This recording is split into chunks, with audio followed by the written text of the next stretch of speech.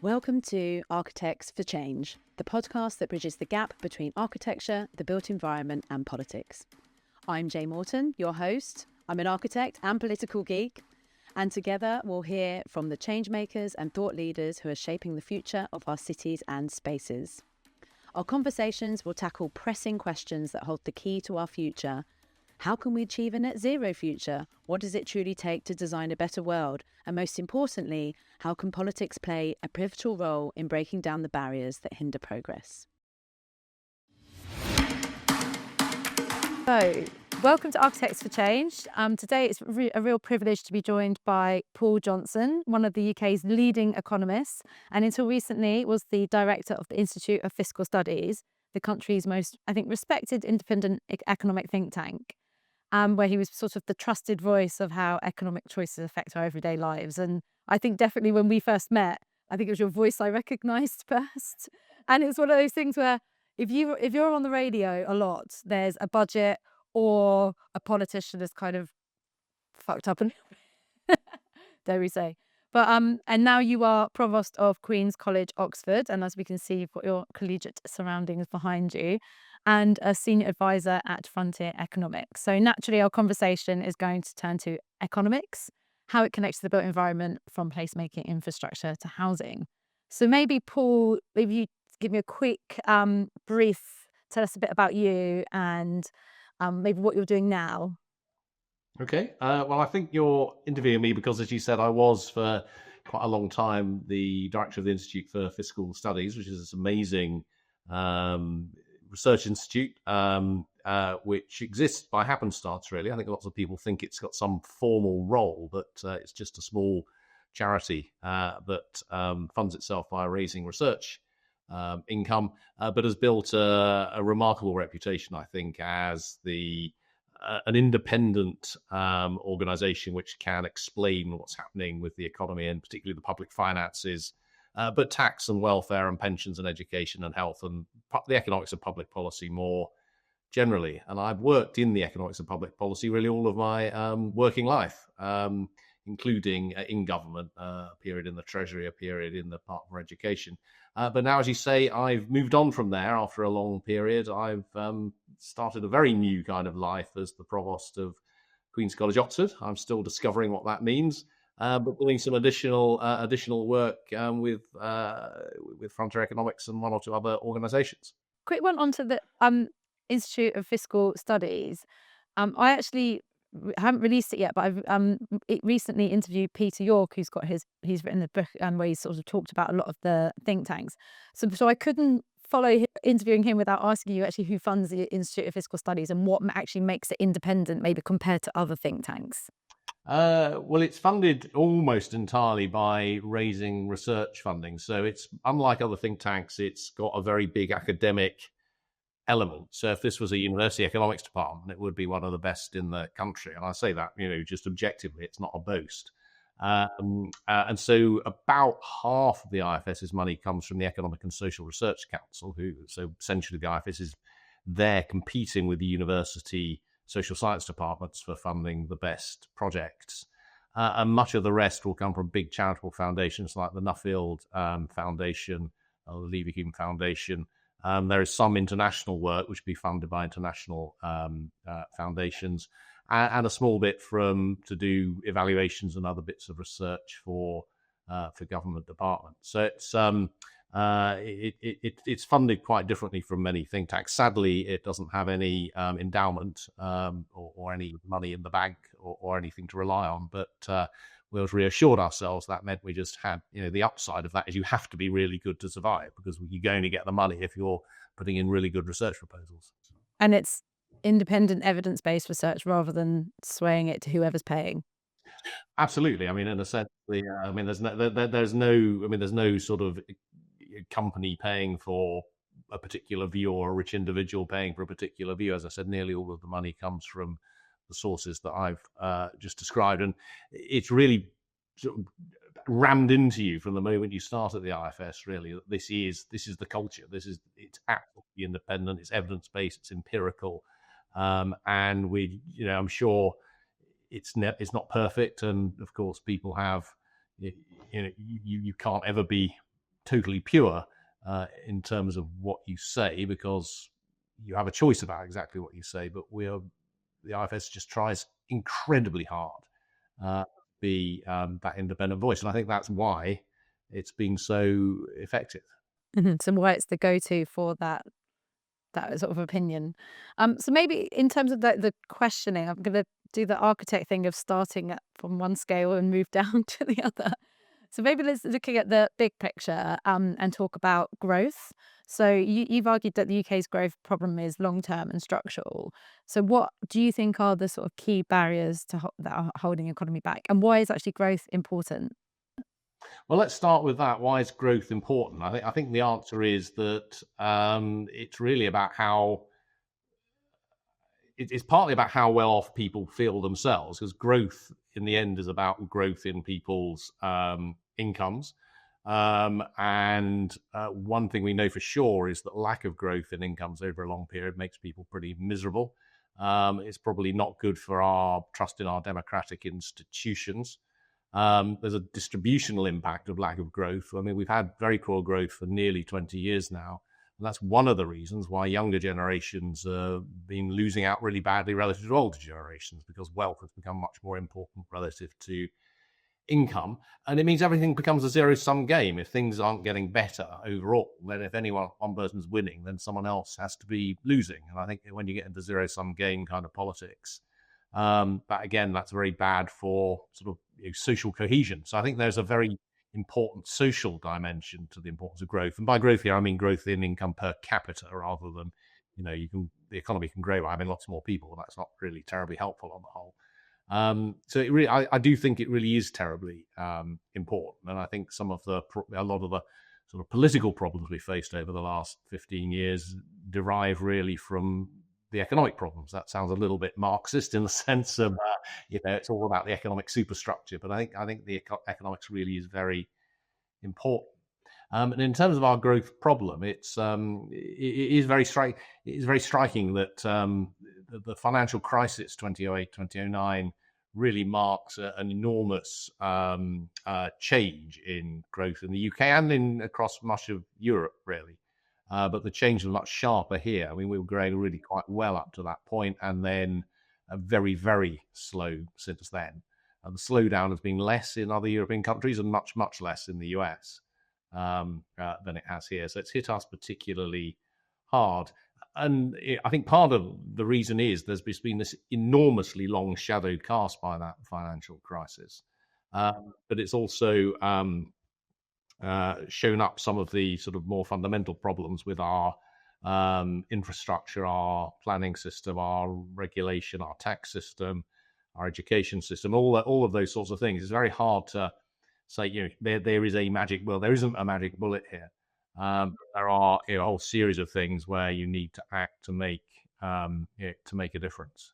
I suppose this is the thing about how we can kind of join up the dots. And when you're in that, I mean, I think in our sector, in my sector in particular, I think we've definitely felt that it doesn't really feel like we've recovered since 2008. And then we've had all these other shocks. And the problem with, particularly when you're planning for infrastructure or any building projects or any major master plan, is they're long-term projects.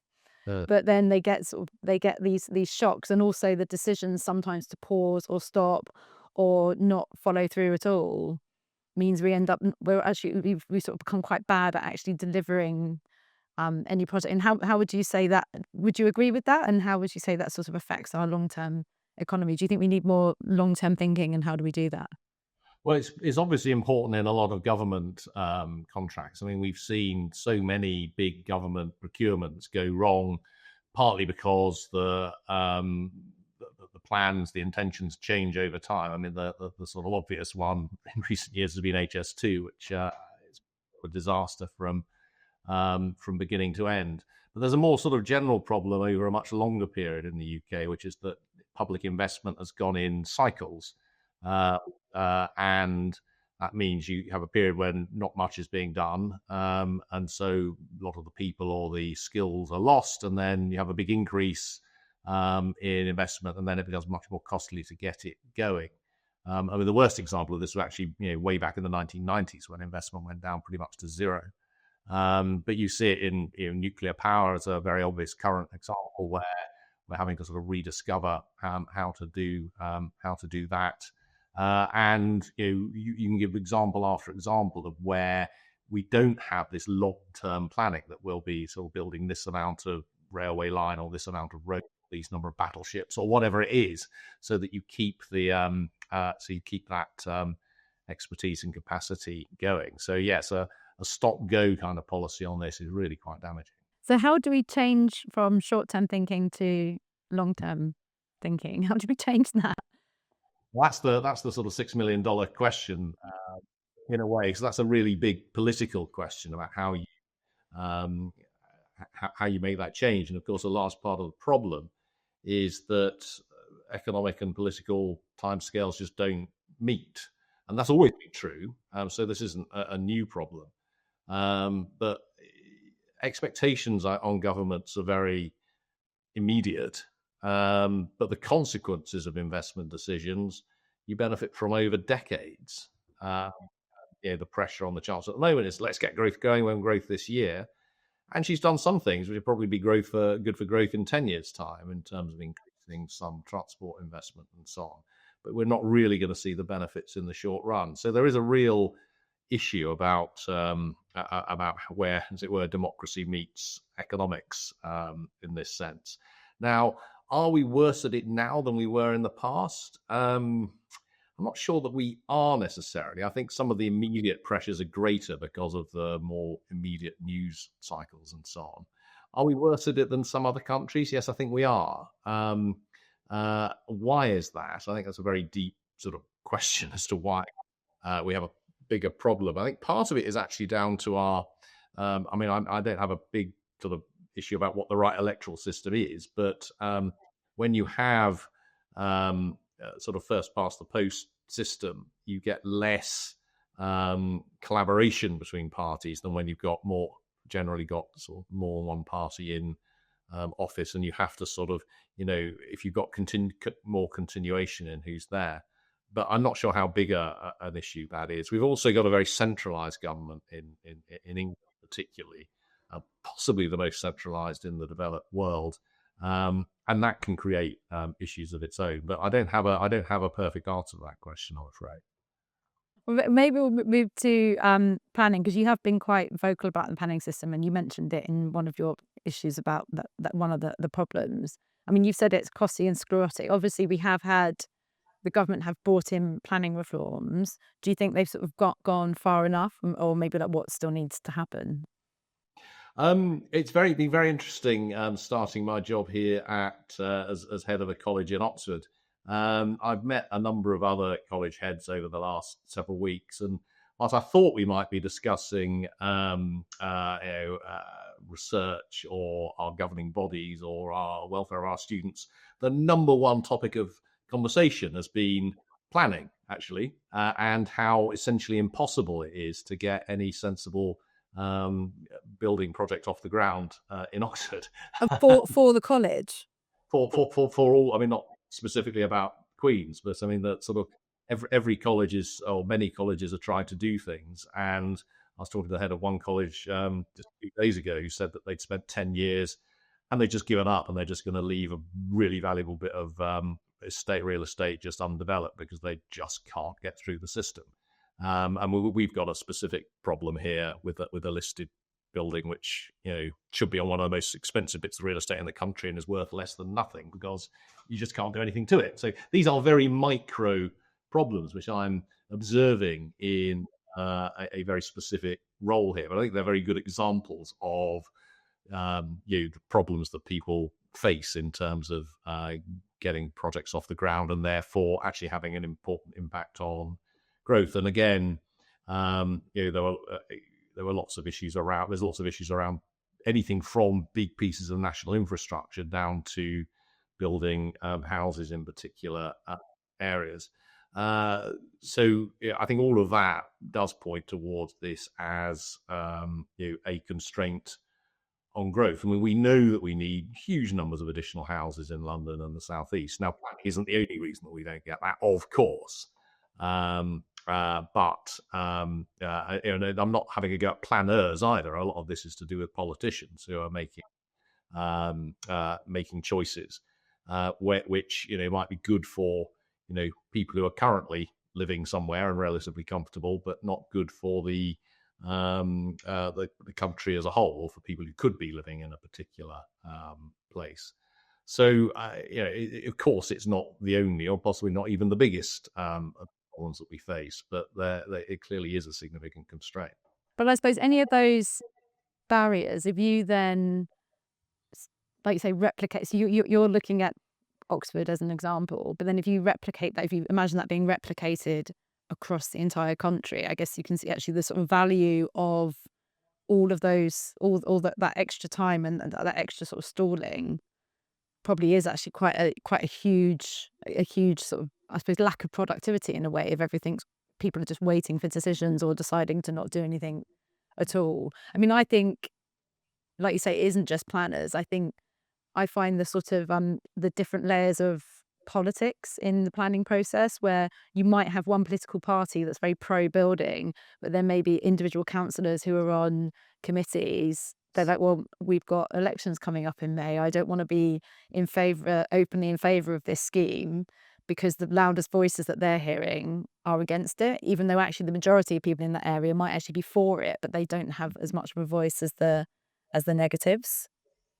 Yeah, and I mean, again, one sees this in one's everyday life that almost anything is there's always someone against always anything, and those who shout loudest often do get listened to. Yeah. So then, also flowing from planning, maybe it would be good to talk about placemaking, because what I find, and again, I say all these things, but I'm not an economist, and sometimes I blame economists of the way that we actually value things. So, as an architect, I'm a believer of good placemaking, but and how you create places that are joyful, healthy to live in, beautiful, I think is also important as well. And but some, quite often we're hit with sort of viability challenges, and obviously if the money's not there, you can't spend that money. But I think, how do we sort of, how do we start to monitor the long-term benefits, such as a healthier society, cleaner air, all the sorts of softer aspects that we know are important, but because they can't necessarily be measured as directly as how much something costs, how do we start to do that? I suppose this goes back, is almost sort of going back to the long-term thinking point. How do we start to be able to measure those things, or are we able to measure them?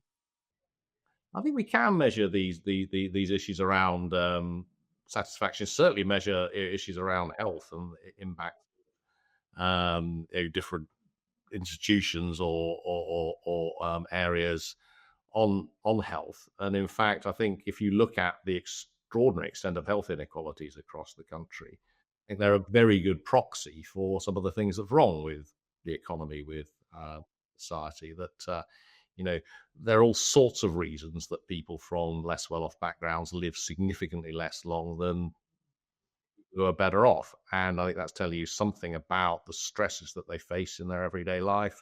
So something about the environment that they're living in, some of the behaviours that they exhibit, which are themselves driven by the stresses that they're facing, and so on back actually into childhood. So I think we know quite a lot about that. I think part of the issues there are that these are really complicated things to fix. Now, particular forms of built environment are going to be part of that fix, but they're only ever going to be part of it, and they're probably only going to work if they go alongside other things, which are showing people have got good jobs, that they've got some control over their lives, that they're getting a decent education, and so on. Because there's no point, as it were, decanting depressed, unemployed people into nice housing if they just remain depressed and unemployed and they don't have the mental health services and the jobs and so on available. So these things go, I mean, as with everything else, they go together. It's clearly an important part of the puzzle, but you do need to see where it fits in with the rest of the puzzles. So I think this is where partly my concern or worry about the 1.5 million homes agenda is to where they are, what they are. And I think, is that your point? And a few people have quoted you, the Billy Connolly quote of, well, they took us out the slums and they built these nice homes for us with running water, but we had ugly house.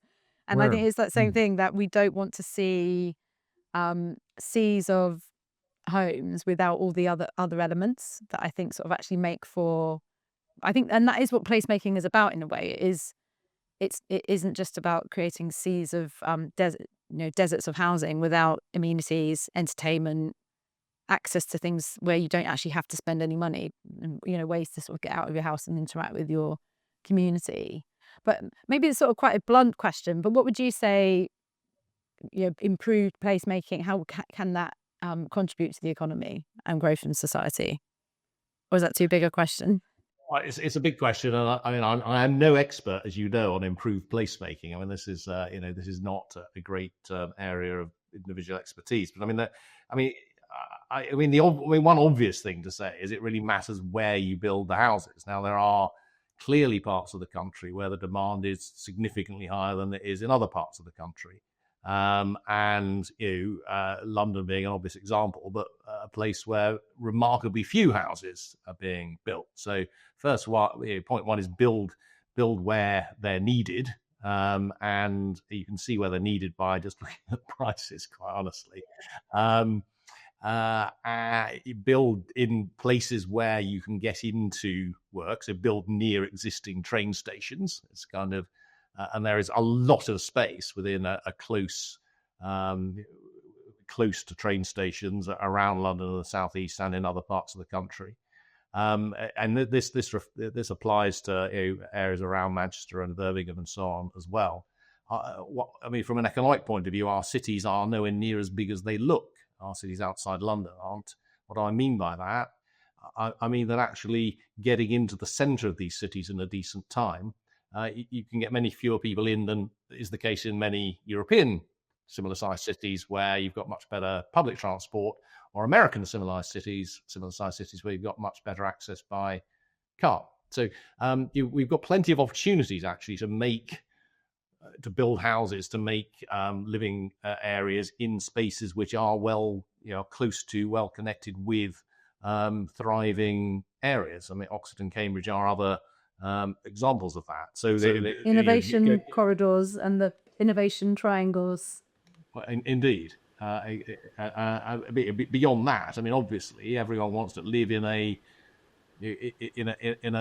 community, in an area, in a set of buildings which have all these positive characteristics that you've described. Different people want different things from them, and it's better to do good housing than bad housing, and good communities than bad ones. And one of the things that sometimes frustrates me is this sense that people look at there's lots of individual single young people or what have you who need houses, or the population is aging, there'll be more single old people, and therefore the answer is to build lots of little houses or little flats. Yeah. That's not what people want. And if you build more big places, then people who are currently in small places will move into the big places and free up the small places. So the answer is not, and we've already got very small housing compared with most countries. The answer is not to build lots of little boxes. It's to build actually bigger things, and that benefits everyone. It doesn't just benefit the people who want to buy the bigger houses. And so the other thing is thinking about it in the other way around, is it's almost the sort of what comes first, chicken or the egg. London is particularly heated, and the southeast is particularly heated because, as you say, it is where a lot of the jobs are. There is more economic opportunities in some of our other cities, but nowhere near as much as London. Is there a way of how can we redistribute that so that, is it better to try and, I mean, I think Michael Histon wrote a report decades ago, didn't he, about decentralization? Is that a way to go, and then sort of spread where we're delivering the homes, or is it still better to sort of deliver where it's needed right now, which is in around London and the southeast? As obviously we do need some in the rest of the country, but you say more of it is needed in London. I think the answer. I think the answer can only be both. The answer is not to stop people being in this incredibly well-off corner of the country and stop people having access to what's there. Mm-hmm. But you do also need to encourage economic activity in other areas. And what you can't do is focus on everything and everywhere. And my and so and it's also, you also have to recognise that, I mean, helping somewhere like Blackpool, say, very different question to helping somewhere like Manchester. So Blackpool is much poorer than Manchester. It's never going to be a sort of thriving city in its own right. But there are a certain set of policies you might want to put in place to help poor towns which are poorly connected, which don't have a significant well-paid economic activity. And then there's a different set of policies that you might want to put in place to help the Manchesters and Birminghams and Sheffields and Leeds and so on, which actually, when you look internationally, whilst they're doing much, Manchester and Birmingham are doing much better than some of the poorer towns, they're doing dreadfully badly relative to similar sized cities in other parts of Europe. And that, as I say, it's there's all sorts of complicated reasons to that. And it's a very hard cycle to get out of, because you need to get into an upward spiral, and there are some moves in that direction, and but that upward spiral requires the infrastructure, the transport, the education, and then the investment from private firms that start to attract the agglomerations that build up around them. That takes a long time, and so again, there's no straightforward answer, but it is, as I say, it's really important to distinguish between those two really quite different sorts of problems. There's almost like you need that, like, deal with some of the problem now, but then have a longer term plan and strategy, which therefore requires that long term political thinking. Well, I think there are two. I think they both need long term solutions. My instinct, but I really can't prove this, is that changing governance can help. So, as I said earlier, we are a very centralized country, and there is certainly indicative evidence that having more power at regional or city regional levels over a long period can help in terms of developing the economic infrastructure and so on that you need for that long-term development. Now, as I say, that's an instinct based on reading quite a lot of literature, but it's not something I can prove. But I can see where that comes from. I mean, you hear it actually from a lot of the regional mayors, that I think they feel that, firstly, even if they are of the same political persuasion as government, they actually can still be a bit more independent and become sort of advocates for their area because they know their area better than maybe central. Because obviously you've got your MPs that represent their constituencies, but if they're having to follow the party whip, which everyone does have to, otherwise they get booted out, then they can't actually advocate for their area and to the same level as a regional mayor can maybe. And they have no power. I mean, local MPs don't have any actual genuine power over their areas in a way that increasingly mayors do. Mm-hmm. So maybe we need more mayors. Well, and a more consistent set of powers that they actually have, and we have quite a lot of inconsistency there. I mean, and there's the really vexed question about whether they should be able to raise their own resources. Yeah. Which I think is a very complicated issue, and exactly what budgets they have power over. And of course, there's all sorts of political dangers lurking here, because if you give them power over spending their area and something goes wrong, you get cries of unfairness and postcode lotteries and so on. Because I suppose that's a bit like what council tax is like, right? Like different boroughs, like in London, as an example, have got different amounts of cash to play with because of council tax and need. Yeah, I mean, I mean, within London boroughs, I mean, part of this is a sort of historical issue that Westminster and Wandsworth particularly got high levels of central funding at one point, which means they've managed to keep their council taxes quite low.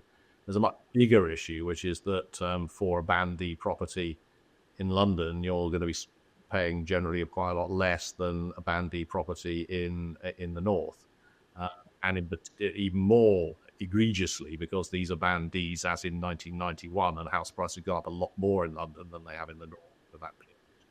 Council tax actually is extremely unfair on people properties in Midlands and the North compared with those in London and the South. Yeah. So, but then if other areas were able to sort of generate their own income, how could they? If you're a city that's obviously much poorer than London, Yeah. how are you able to generate as much the amount of income on need if you're not getting as much from central government? I suppose. Yeah, I mean that's exactly the problem. What we have in local government at the moment is redistribution to poorer areas and to metropolitan areas quite often, though not always. And obviously, if you simply said to every bit of local government fund yourself, then London would have piles and piles of money, and many other parts of the country would have possibly be able to exist. So you have to design these things incredibly carefully with redistribution between areas. Now, you can do that in a way which puts some constraints on it and gives people incentives to grow and allows them to raise some additional revenue, but you do have to do it carefully. Look, going back to housing, there is different debates happening about the housing crisis. I'm an advocate for building more will solve the housing crisis. There are others who say building more homes is not going to solve the housing crisis and it's not going to bring prices down. What's your view on those two sides of the argument? Well, I'm a simple-minded economist who thinks that if you increase supply, then price will fall. And very high price is an indication of demand and supply out of kilter. So it seems to be absolutely obvious that building more houses is a really important part of a response. It's not the only part of it. I mean, it matters where you build them. And clearly it helps to build in those areas where they're most needed, as indicated by price generally. And there are other things that matter as well, not least the tax system, which is mad, to use a technical term, and really does gum up the housing market. I mean, I'm every time I get the chance to rant about stamp duty, I rant about stamp duty.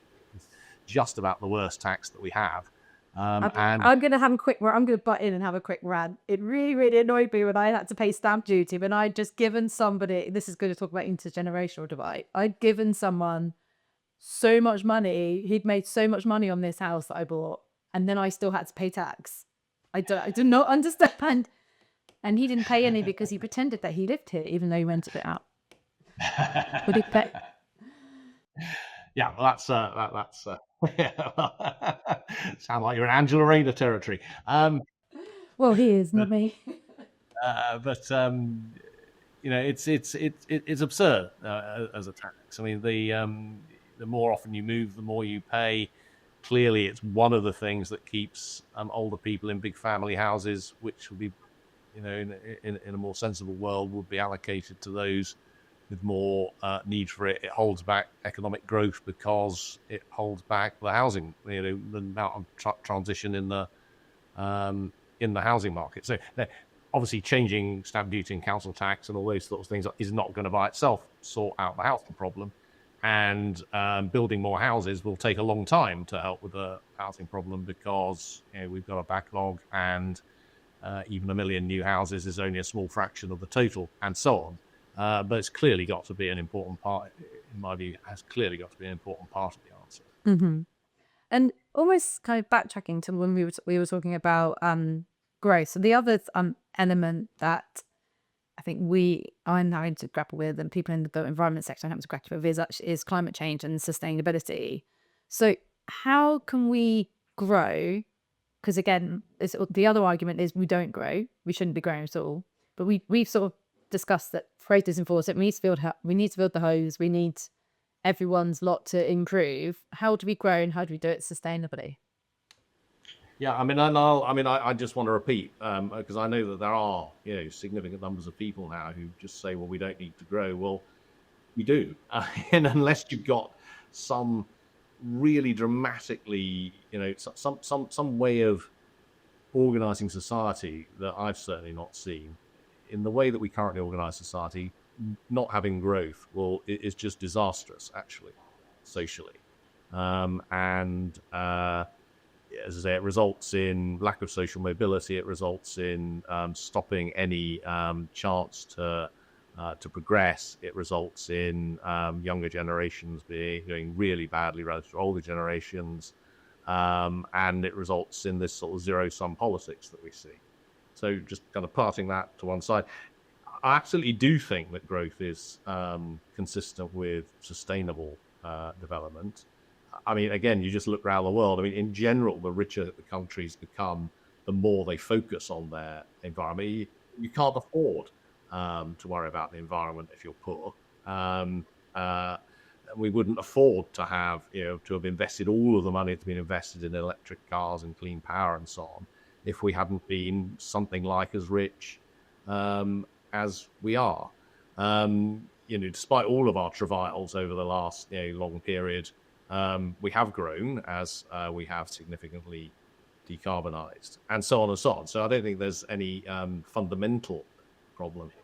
That said, it will cost us money to decarbonize, and we have to be honest about that our economy will probably grow a little bit smaller, a little bit slower over the next few years than it otherwise would have done. And that seems to me, you just do have to be honest about that, because it's not as if climate change is a good thing. And that's why do I say that? That's kind of the impression you sometimes get from people who say, well, Yeah. actually, if you build all these windmills and solar farms and electric cars and insulate all these houses, that'll be good for growth. Well, that's kind of saying that, I mean, that could only be true if that's what the market would have delivered without climate change happening. And I don't think that's the world we're in. It's clearly going to cost something. And in other words, we're going to have to give something up in terms of consumption in the short run in order to protect ourselves against climate change. So there is a cost, but I think all of the evidence is that it's an entirely manageable cost. It will slow growth by really quite a small amount.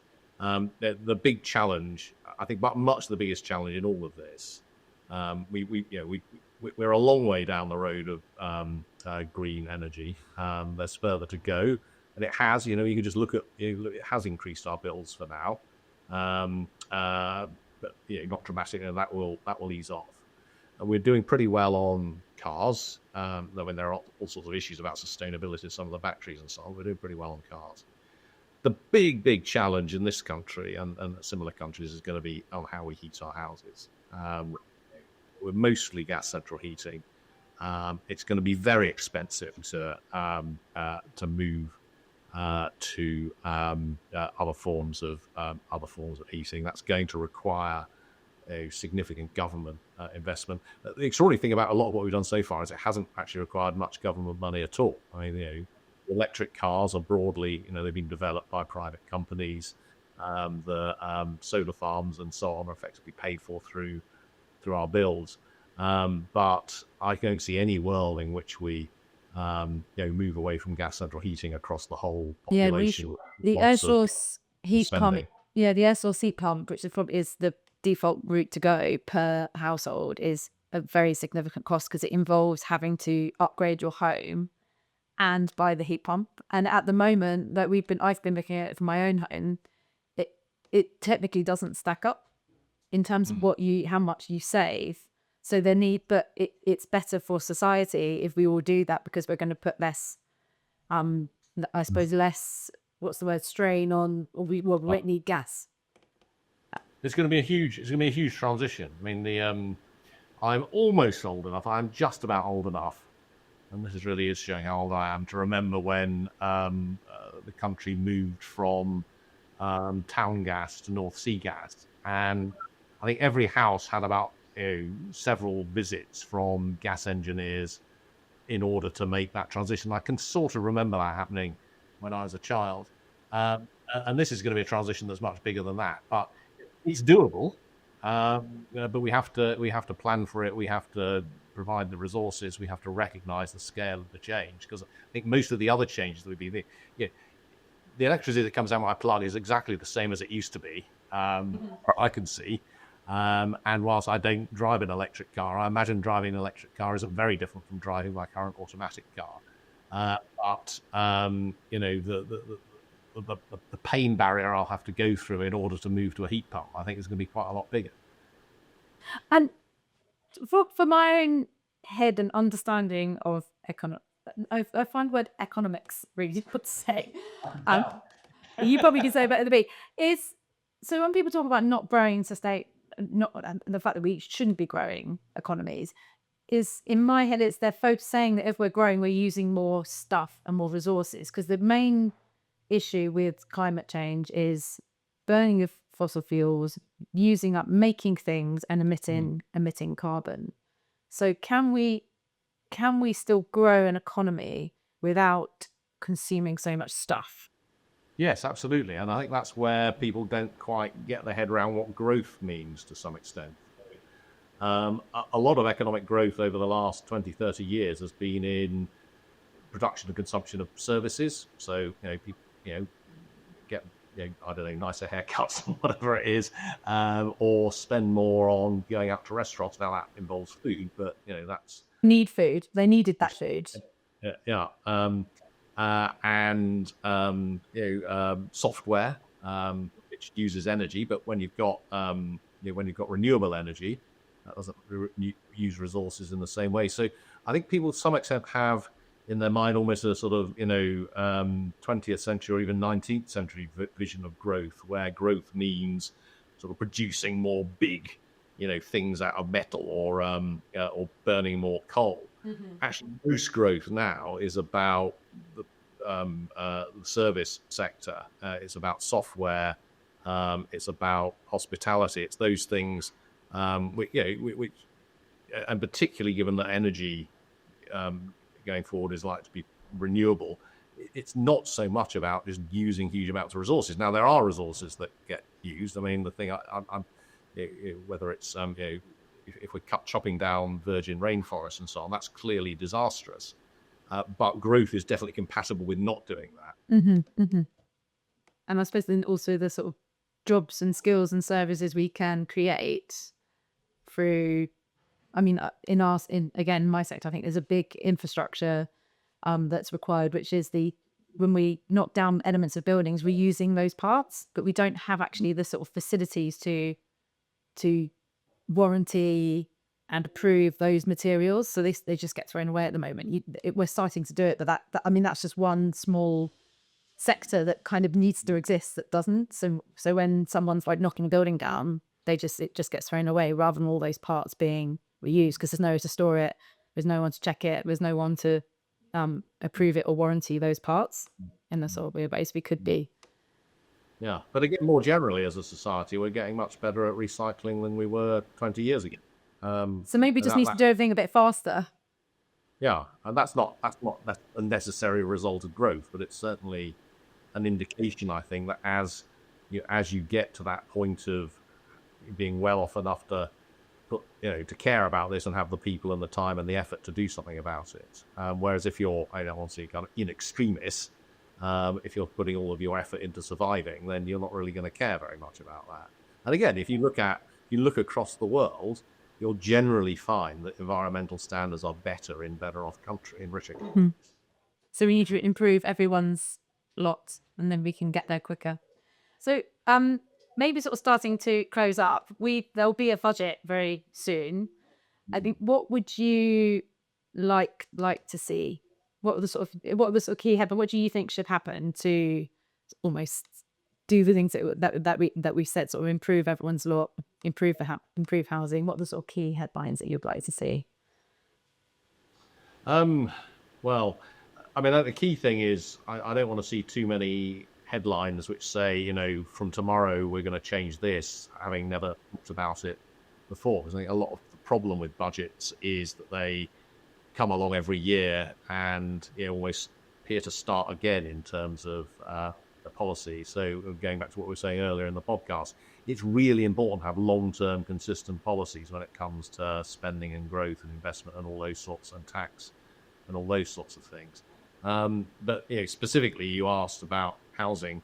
I mean, I'd like to see some indication that we're going to move towards a more rational tax system for housing.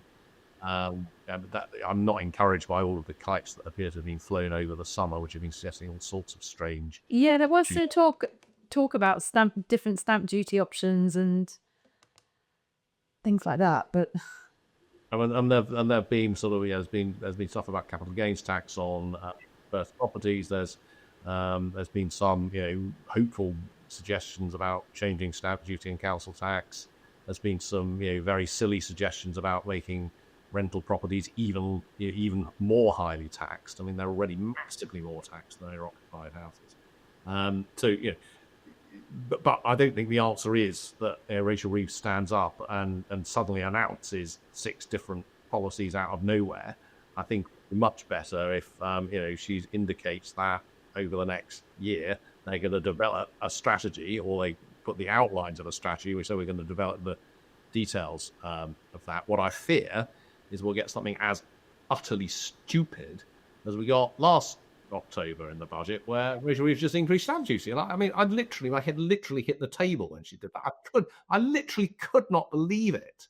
This, of course, is what Angela Rayner has tripped over. It's just, there's no, just no conceivable defence for that policy. It was just ridiculous. I think the one for us as well was the national insurance. I mean, we're a practice. I'm a director of a practice of 30 people, which I think actually a lot of politicians think in architectural practice that's 30 people only does small things. We actually can be building thousands of homes, but that's neither here nor there. But in terms of like the ability to employ people, it's like the cost of a person, which is quite a lot. Absolutely, and I mean, and we've seen, the employment, particularly actually in retail and hospitality, has really been hit by a combination of these national insurance rises, which really hit low-paid part-timers, and increases in national minimum wage. And you can see where do you see the big loss in people in the labour force? Exactly in those sectors that are most affected. Do you think it's a problem that budgets are actually every year, and the sort of media cycle and news cycle, they expect massive announcements? And actually, is it sustainable to have a big new announcement yearly? Because a year isn't actually a long time.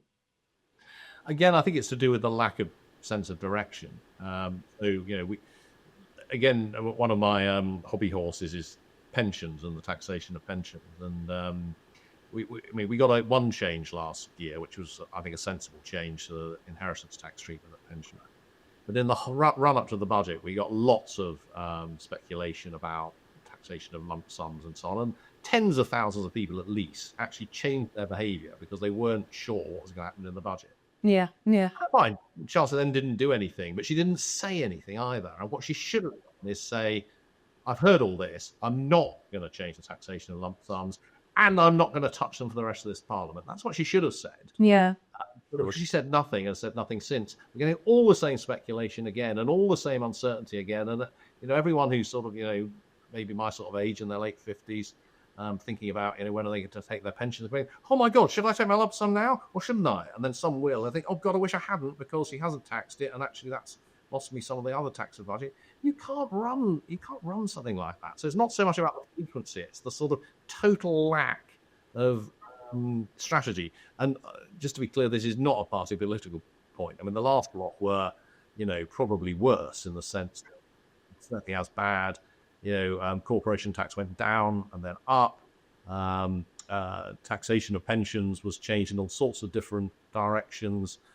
Income personal allowances went up and then down. Investment allowances went round and round and round. I mean, it's just, you can tell I'm getting quite riled about I mean, I can kind of see because it's a very bad way of making policy. But I suppose this is a thing because, particularly going back to infrastructure projects that we were talking about earlier, and any sort of and businesses, uncertainty is the problem. If we all know what we're doing or where we're going, we can kind of plan on an individual level, on a business level, and on a sort of major project level. Whereas actually, where things keep changing and you don't have that strategy, you don't know what direction we're going in. It's kind of difficult to plan, and I think making the ability to plan is probably the most important. Yeah, the ability to plan is really important. Of course, we all face uncertainties of all kinds, and business face all kinds of uncertainties, but there's no need for government to just layer more and more on top. Well, maybe because we're coming up to the end, but Last question. Are you optimistic for the future? Or what makes you optimistic? I mean, you know, at one level, yeah, I mean, yes. I mean, we've just been, I mean, I've just been moaning on for the last hour, sorry, about how dreadful everything is. But remember, if you look over the sweep of history, we're so much better off than, Yep. people 300, 1,000 years ago, or what have you.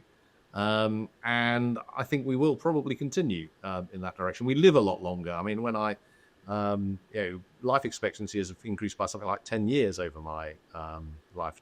And these are enormous changes. The 1960s, very few people had central heating. Obviously, no one had a computer, or not many people had color tellies.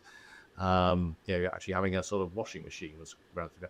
So all of these things, are move forward in a way that I do think is positive. If you look across the world, the numbers of people in, the worst forms of poverty have come down by hundreds of millions, if not billions. So, in that sense, I think there are lots of things we could make better, but I think I'm reasonably positive. Yes. Would you go into politics yourself? Maybe loads of people ask you that. No, I don't think I could ever be. I don't think I could ever really be. I don't think I could ever take the whip from a party. I think that's why. I mean, lots of people complain that people go into politics too early after they've only been special advised. They're all, very young and so on. I think it's very hard to do it after you've sort of grown up, because you just have to sort of do as you're told, to an extent that I think most of us get fed up with after relatively young. So you sort of, I know what I'm doing now. I don't need you to tell me what to do. Well, I think we'll leave it there. But this has been actually a really, really interesting, really amazing hour to talk to you, and a real privilege to actually to get to talk to you on this subject. I always find when all these different people I interview, it feels like reading a book. The sort of amount of knowledge you actually gain from even like interviewing different people with different ideas. I think it's quite rewarding. Yes. Excellent. Anyway, All right. speak soon. Really nice to see you. Nice to see you. Bye.